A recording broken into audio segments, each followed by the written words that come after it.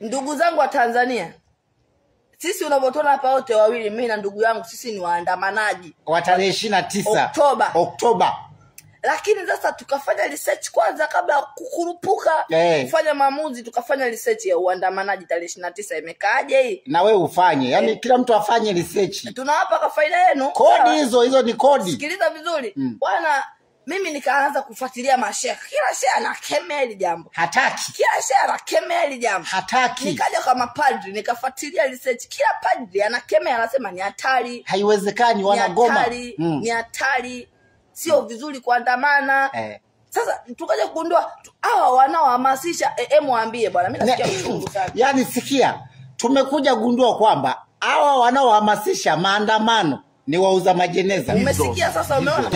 Wameungana, wametenza na magrupu. Wale wa pale nani mwingine. Wananyamala. Wale wa Mbagala wameungana. Wale sijui wa wapi. Wameungana, wametenza magrupu, wanataka muende. Wafanye biashara. Yani, watajirike kupitia nyinyi. Kwa kifupi, mpaka wauza majeneza wa Kenya wameungana. Tanzania nzima wauza majeneza wamekubaliana kwamba huu ndo msimu wa kupiga hela. Yani ndo msimu wa kutengeneza utajiri, wakaandamana sisi kupitia, yani wao ndo wanahamasisha. Tumeshtuka na ndugu yangu tumekaa chini tuandamani, tumeshtuka. Wewe hata huyo nani huyo Mangi Kimangi huyo mnayemuita ana mashowroom